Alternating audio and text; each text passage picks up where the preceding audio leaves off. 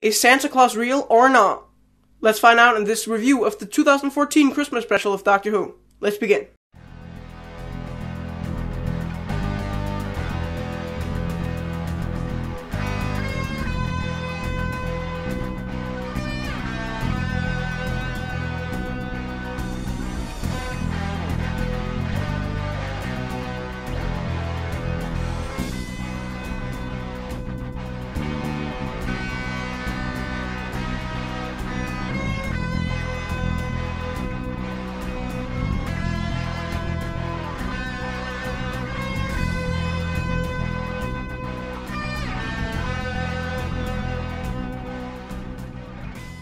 Okay, that was ridiculous. Welcome, everybody, to my review of the 2014 Christmas special of Doctor Who called Last Christmas. Like it always is here in the reviews, I tell you a little recap of the episode, then I tell you some things that I like about the episode, and some things that I didn't like about the episode, and then in the end, I give you my final review of the episode and actually rate it. Alright, so without any further ado, let's get started. Here's a short recap. The episode begins with Clara waking up Christmas night. She goes outside onto her roof and discovers Santa Claus himself. While Clara is speaking to this mystery man, the Doctor shows up and demands that Clara get in the TARDIS. They proceed to go to the North Pole. On the North Pole, they run into 4 other people in the middle of a mission. They discover these crab-like creatures that have consumed the face of what seems to be 4 other expeditioners. Soon, these creatures attack the 4 scientists doing the mission, the Doctor and Clara. Before their attack, Santa Claus shows up to save them. While they all try and find sense to the actual Santa Claus existing, they very quickly realize that his existence is impossible. It has to be Santa, however, that explains that he isn't real, and the Doctor that explains how they are all dreaming,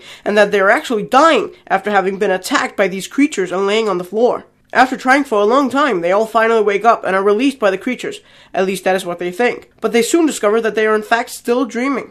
Turns out none of it is true. They aren't scientists, they aren't on the North Pole, and they don't even know each other, except for the Doctor and Clara, of course. But it takes the help of Dream Santa Claus to actually release them from their dream state, and they all wake up and are released from the creatures. After the Doctor wakes up, he goes directly to Clara's house, as she is the only one that hasn't woken up yet. When he gets there, 62 years have passed since 2014. But it turns out that the Doctor is still dreaming, and when he actually really wakes up, everything is back to normal, and it is still 2014. The episode ends up with the Doctor and Clara going on to travel together, just like in the old days. Alright, now let's go on to some things that I liked about the episode. I really liked that Clara didn't actually leave the show. I was 100% sure that she already had, but luckily she didn't. And I love Nick Frost. He did it amazingly as Santa Claus. He was just so funny. And it was also nice finding out that Santa isn't real in the world of Doctor Who either. I was getting worried for a second. And I really liked the creatures. They were well thought of, and what they did was mind-blowing. I love Doctor Who episodes that plays with the mind. I also really liked how everything worked out in the end, and we all got explained what was actually going on,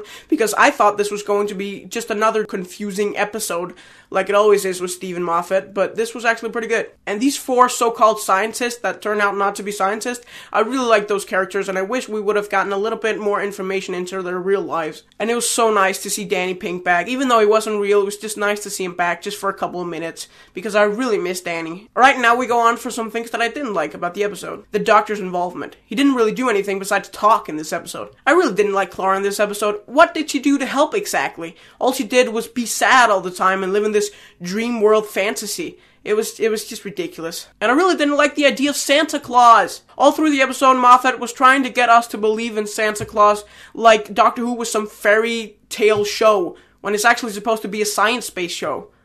Not good enough, Steven. Not good enough. And I really didn't like the darkness of this episode and all episodes of the 8th series. And I do not mean the psychological darkness, I mean the physical darkness. Everything in the episode is so dark. The classic Doctor Who series was so much more lit up, and it was just so much nicer to see everything be in light.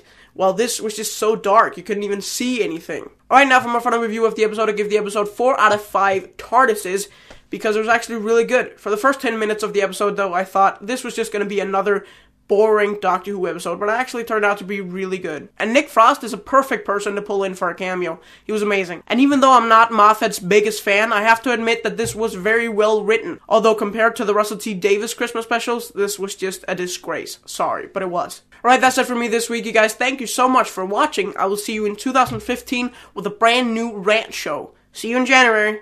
Allons-y.